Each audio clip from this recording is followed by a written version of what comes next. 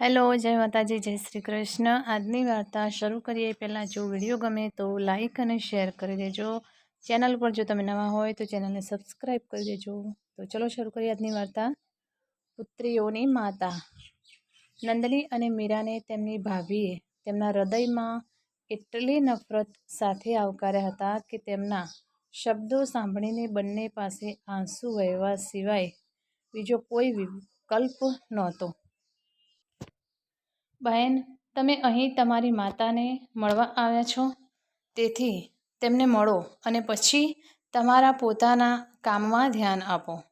મારા કામમાં બિનજરૂરી રીતે પડવાની જરૂર નથી। છેવટે સહનશીલતાની એક મર્યાદા હોય છે, પણ હું પણ તમારા જેટલી જ ઉંમરનો છું।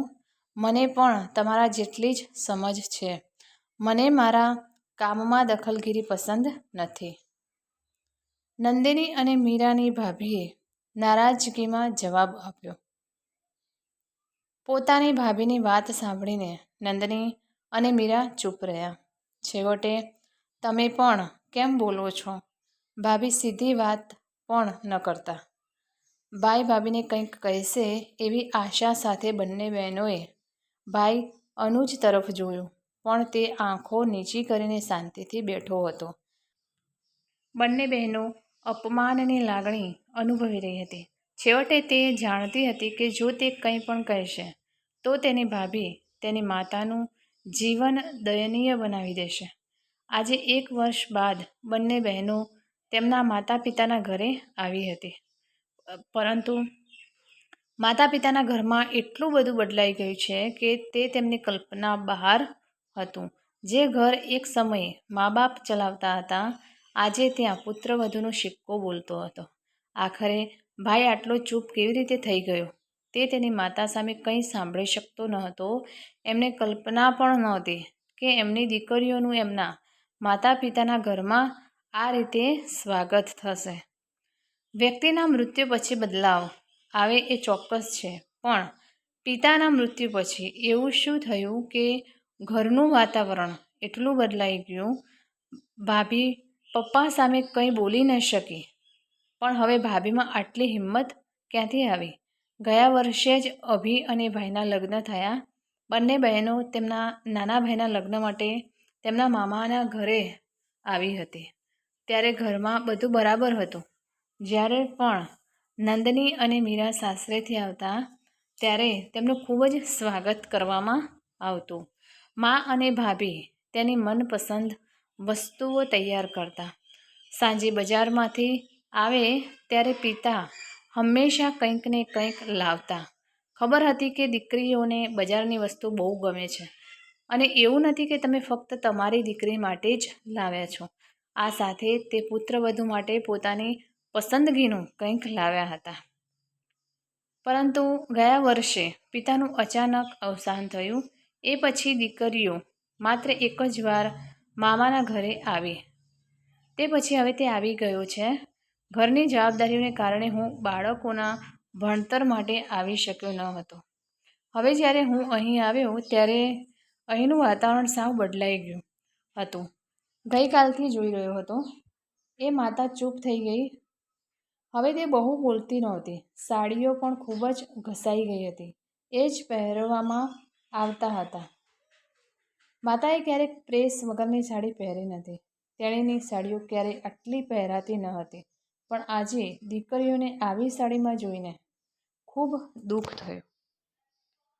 નંદની અને મીરા પોતાના પર કાબૂ રાખી શક્યા નહીં, તેથી તેઓએ પોતાની માતા માટે સાડી લેવા માટે બળજબરીથી બોક્સ ખોલ્યું અને તે જોઈને સ્તબ્ધ થઈ ગયા। જે બોક્સમાં સાડીઓ ભરેલી હતી, તે બોક્સમાં માત્ર થોડી જ ઘસાઈ ગયેલી સાડીઓ રાખવામાં આવી હતી। આ જોઈને નંદનીએ તેની માતાને પૂછ્યું, મા, તારી બધી સાડીઓ ક્યાં ગઈ? તમે નવાં કપડાં કેમ નથી પહેરતા? દીકરા, તારા પપ્પા ગયા પછી મને એવું નથી લાગતું હું તે સાડીઓ પહેરતી નથી, તેથી મેં તે બધી સાડીઓ વ્યવહારમાં આપી દીધી હતી, પણ એમાં ઘણી પહેરેલી સાડીઓ હતી। હા, મેં હજી પણ તેને બહાર કાઢ્યું છે। તે પહેલાં બંને દીકરીઓ કંઈ બોલી શકી નહીં. અચાનક સાંજ આવી. બધાને ખાવાનું આપવામાં આવ્યું, પણ મમ્મી બધા સાથે બેસી ન હતી, પણ રૂમમાં એકલી જમતી હતી. મીરા પોતાના પર કાબૂ રાખી શકતી નહોતી. તે રૂમમાં ગઈ અને તેની માતાની થાળીમાં સવારથી બચેલું ભોજન જોઈને આશ્ચર્યચકિત થઈ ગઈ. આજે ભાભીએ કોબીની કઢી બનાવી છે, તો પછી માતાએ સવારે બચેલો ખોરાક શા માટે લેવો જોઈએ? તેણે તેની માતાને પૂછ્યું, માં, તમે સવારે નાસ્તો કેમ કરો છો? તમે કોબી કેમ ન લીધી? તમને તે ખૂબ ગમ્યું નહીં? આજકાલ મને આ બધું ખાવાનું મન નથી થતું. સાદો ખોરાક ખાવાથી સરળ વિચારો આવે છે, માતાએ કહ્યું. પણ હવે મીરા આ વાતો સહન કરી શકતી નહોતી. જઈને નંદિનીને બધું કહ્યું. દીદી, માને અહીં ખાવાનું પણ બરાબર નથી મળતું. માતા અમને શું કહેવા માંગતી નથી, પરંતુ ઘરનું વાતાવરણ જે રીતે બદલાઈ ગયું છે તે વિશે મેં ક્યારેય વિચાર્યું ન હતું. પણ બંને બહેનોને આ વાત જલ્દી સમજાઈ ગઈ. જ્યારે ભાભી રાત્રે માતાના ઘરે વાત કરી રહી હતી અને નંદિની અને મીરાએ એ વાતો સાંભળી. અરે, હું તને શું કહું મમ્મી, જ્યારથી આ ભાભી ઘરે આવી છે, આ લોકો પાગલ છે. તેથી જો તેઓ ઝડપથી નીકળી જાય તો મનને શાંતિ મળી શકે છે. આજે હું મારી માતાને પૂછતો હતો કે તમે નાસ્તો કેમ કરો છો? અરે, જો હું આપીશ તો તે લેશે. અરે, હવે આટલી મોંઘવારીમાં વૃદ્ધ મહિલાનો બોજ કોણ ઉઠાવશે? આ સાંભળીને નંદિની મીરાનું મન વ્યથિત થઈ ગયું. મતલબ કે પિતા જતાં જ માં બોજ બની ગઈ. સાડી વિશે પણ ભાભીએ ચોક્કસ કહ્યું હશે, તેથી જ તે નવી સાડીઓ ખરીદતી નથી. ભાભી ગમે તે કરે, પણ ભાઈ કેમ કંઈ બોલતો નથી? આ બંને દીકરીઓએ પણ આજે માતા સાથે વાત કરી. માં, તમે કેમ કંઈ બોલતા નથી? દાદી પણ વિધવા હતા અને તમારી સાથે રહેતા હતા, પરંતુ તમે તેમની સાથે આવું ક્યારેય કર્યું નથી. જો કોઈ એવું કહે તો તમે તેની સાથે લડાઈ કરશો. પણ આજે તને શું થયું? ઉલટું તમે જે ખોટું છે તે સહન કરી રહ્યા છો. બધું તમારું છે. આ ઘર પણ તમારું છે. દીકરા, મારે મારા દીકરા અને વહુ સાથે રહેવું છે. હવે જો હું બિનજરૂરી લડાઈ શરૂ કરીશ તો તેઓ મને છોડી દેશે. તો પછી હું એકલી કેવી રીતે જીવીશ? માતા રડવા લાગી. પણ સાસુ અને ભાભી બહુ મનમાની કરે છે. ભાઈ ચૂપચાપ કેમ સહન કરે છે? ભાઈ તેમને જવાબ કેમ નથી આપતા? પહેલાં સચિન શરૂઆતથી જ જવાબ આપતો હતો, પરંતુ તે રોજ તેની વહુ સાથે ઝઘડા કરતી હતી. તે બાળકોને ખૂબ મારતી હતી. તેથી મેં સચિનને ના પાડી. ઓછામાં ઓછા સચિનને તો શાંતિ થશે. મારું જીવન સમાપ્ત થઈ ગયું છે. બાકીના દિવસો કોઈને કોઈ રીતે પસાર થઈ જશે. બસ 1 મિનિટમાં. તમે માત્ર 50 વર્ષના છો. ઓછામાં ઓછું સ્વાભિમાન સાથે જીવો. ક્યાં સુધી આ બધું સહન કરશો? તમારું ઘર, તમારું સ્વાભિમાન અને બાળકો પણ તમારા, પણ ભાભી રાજ કરે છે. આ ખોટું છે. તમે આ બધી વાતો છોડી દો. સૂઈ જાઓ, મોડું થઈ ગયું છે. આટલું કહી માતાએ વાત ફેરવી દીધી અને બીજી તરફ મોઢું કરીને સૂઈ ગઈ. પણ બીજા દિવસે સવારે ભાભીએ નાસ્તામાં બજારમાંથી ચણાના ભાત ખરીદ્યા. મારા બાળકને ખાવા માટે આપ્યું અને પોતે ખાધું. મીરાએ કહ્યું, ભાભી, મને ભૂખ લાગી છે, જમવાનું બનાવું. ભાભીએ તાળી પાડીને બૂમ પાડી, મારી પાસે એટલા પૈસા નથી. મારે 4 દિવસ બધાને ખવડાવવું પડશે. બહેન, જો તમારે બધાને આ ઘરમાં આવવું હોય તો શાંતિથી આવજો. અકારણ મારો ખર્ચો ન વધારશો. આનાથી વધુ નહીં. હું તારી માનો બોજ સહન કરું છું. ખવડાવવાની, તેને ખવડાવવું, તેને ઢાંકવું, પછી તેને તમારી સાથે રાખો, પણ મને માફ કરજો. જો તમારે આવું કરવું હોય તો આ ઘરમાં આવવાની જરૂર નથી. મને કેવી રીતે જીવવું તે શીખવવાની પણ જરૂર નથી. ભાભીની વાત સાંભળીને બંને નણંદ ગુસ્સે થઈ ગયા. ઠીક છે ભાભી, પપ્પાની સાથે સાથે આ ઘરના લોકોનું સ્વાભિમાન પણ ખતમ થઈ ગયું છે. મને ખબર ન હતી કે મારા પિતાનું મામાનું ઘર પણ નાશ પામ્યું છે. નંદની, મીરા, તું ક્યાં જાય છે? અચાનક સચિનની માતા બોલી. આ સાંભળીને સચિનની પત્નીએ કહ્યું, જો તે જાય છે તો તેને જવા દો.